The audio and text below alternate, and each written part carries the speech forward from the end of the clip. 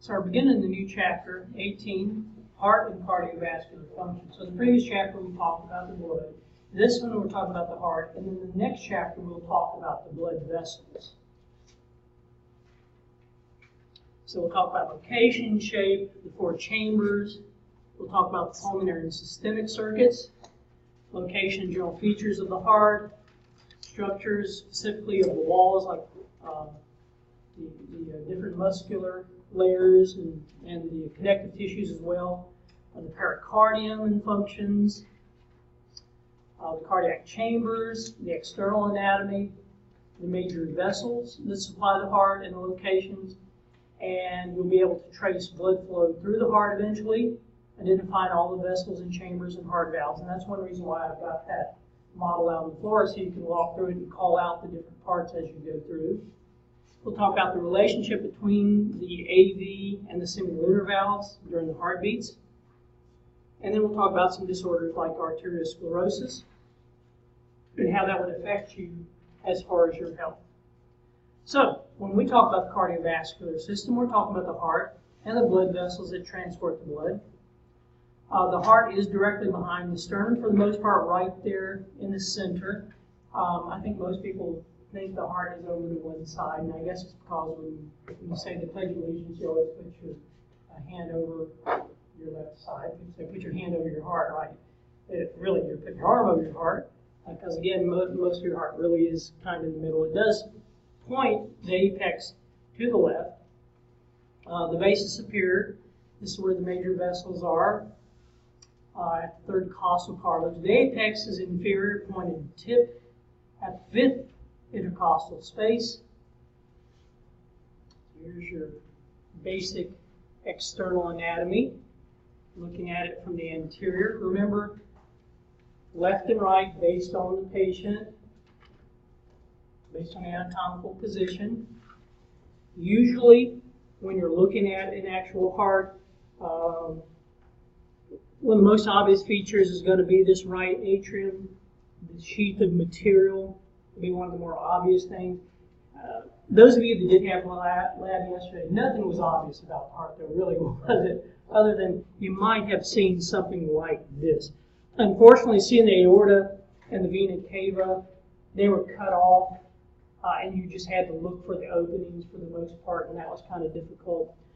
It probably did help to look to where the apex was to try to put it in perspective. But a lot of times you do see that right atrium material there.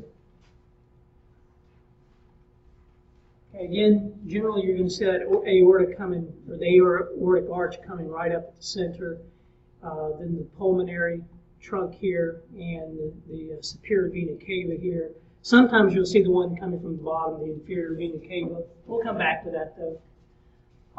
Basically, the heart's a two-sided pump with four chambers. The right atrium receives the blood from the systemic circuit. So on your graphic here, you see the two blue large tubes coming in to the right atrium. Then it goes down to the right ventricle. It's going to then pump the blood up to the pulmonary circuit, where it's going to pump the blood into the lungs. Then the blood from the lungs, now that's oxygenated, is going to come back into the heart. Now it's oxygenated, and it's going to come in at the left atrium, go down to the left ventricle. Then it's going to be pumped up through the aortic arch and through all the body. And that's the red vessels you see.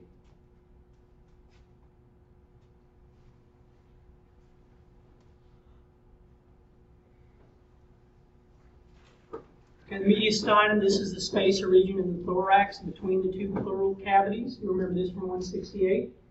Pleural cavities are where you find the lungs. The pericardial cavity is where you find the heart, the mediastinum. We also talked about in 168 the different membranes, the serous membranes that cover these. We call the one that surrounds the heart the pericardium. The outermost layer we call the fibrous pericardium. It's a dense fibrous tissue, extends to the sternum and diaphragm. The serous pericardium, two layers. There's an outer parietal layer It lines a fibrous pericardium and an inner serous layer that covers the surface of the heart. And what do we call, if we call the outer one that lines the cavity basically parietal, what do we call the inner one? Visceral. Visceral, very good. The pericardial cavity is the space between the serous layers. It has 15 to 50 milliliters of pericardial fluid that is secreted from the serous membranes. The purpose here, it lubricates the movement of the heart. So, as we said, the pericardium is a sac-like structure that wraps around the heart. You probably have heard of pericarditis before. Anytime you see the term itis, that suffix, that means inflammation. So pericarditis is inflammation of the pericardium. Cardiac tamponade is excess accumulation of pericardial fluid.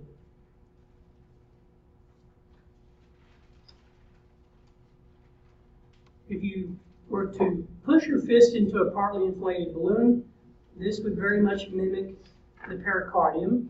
Your fist would be the heart. Your wrist would be the base of the heart with the great vessels. The inside of the balloon would be your pericardial cavity. You would have an inner wall that's a layer of the serous pericardium. You would have the airspace that corresponds to the pericardial cavity, and an outer wall that corresponds to the parietal layer.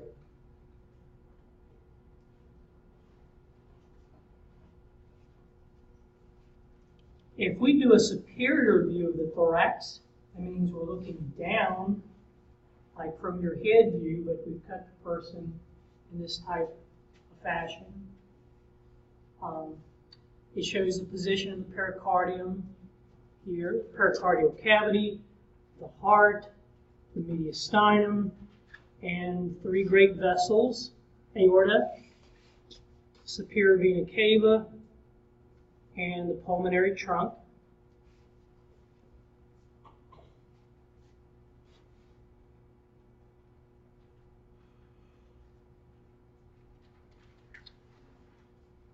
The heart wall has three layers. The pericardium is outer fibrous heart, outer fibrous pericardium, which is dense, and a two-layered serous pericardium, which we say is mesothelium, and an underlying areolar tissue that you might recall from 168.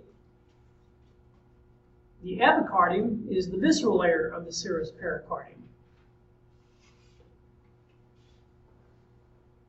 The myocardium is next, that's the middle layer. It's a concentric layer of cardiac muscle. It supports blood vessels and nerves. So anytime you see the prefix MYO, always think muscle. And then the endocardium is the innermost layer. This is simple squamous epithelium. And we can call it endothelium because it's inside the heart or vessels. And you have areolar tissue here. Endocardium is continuous with the endothelium and the vessels, and it covers the heart valves. And this cross-section of the wall of the heart shows all of those parts.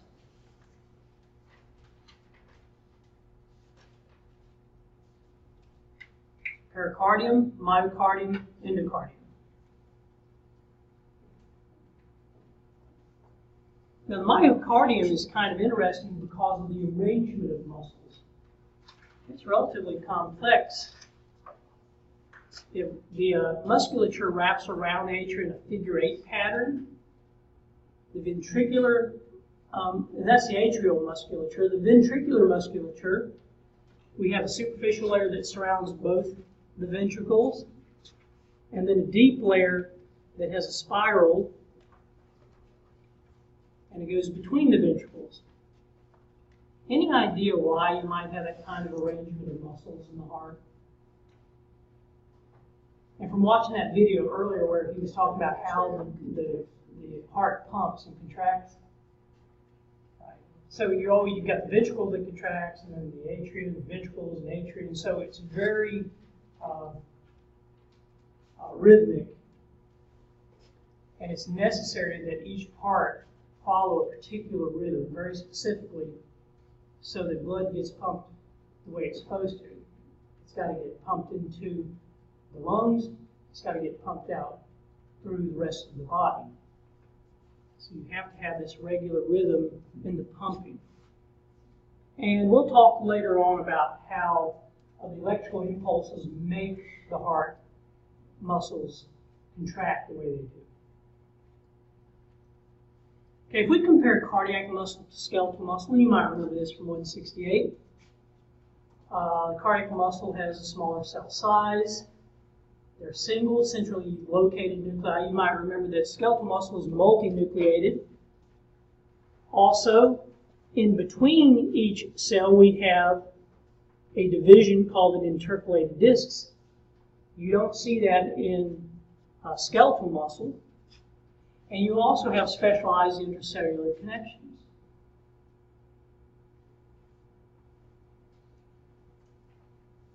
So you only see cardiac muscle tissue in the heart. It is striated like skeletal muscle because you have organized myofibrils and the lining sarcomeres. Remember those terms? And it's almost totally dependent on aerobic metabolism, so it needs oxygen for energy. And one thing we talked about in lab yesterday is, and we'll talk more about this later on here also, is the heart has its own circulation for its own muscles as well.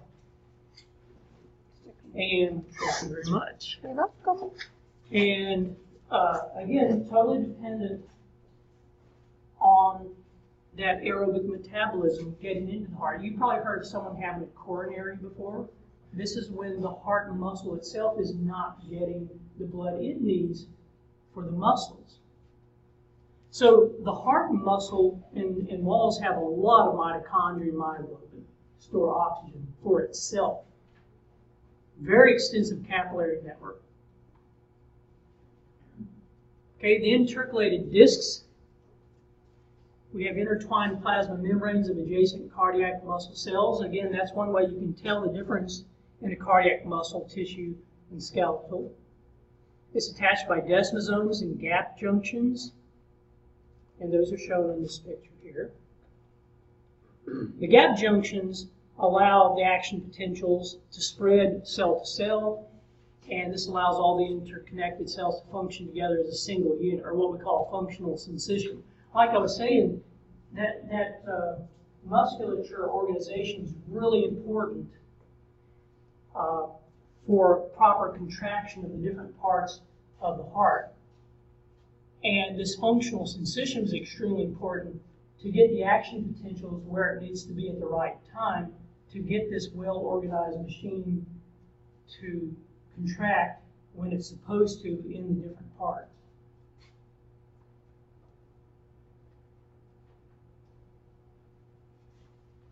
Okay.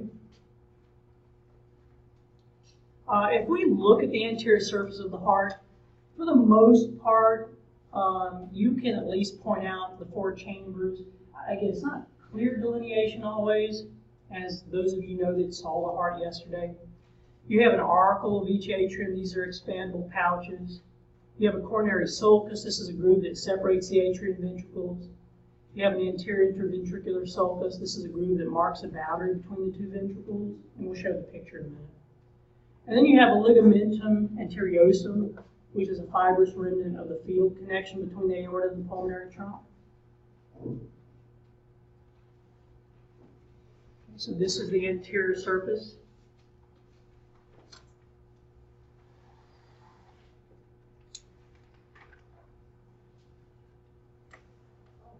Yeah, this actually the heart you saw in lab didn't look this bad, did it? This one looks more dried out on this picture, but it probably looks more like the real heart than the picture does.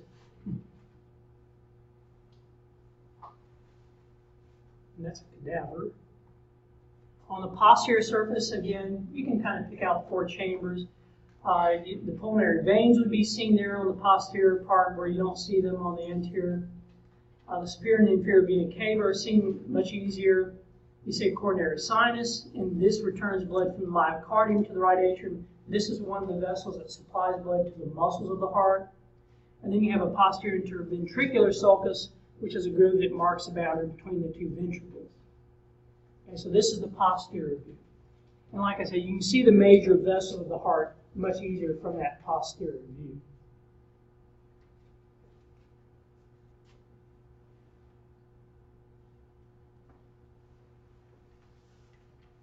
Okay, and I think I'm going to stop there.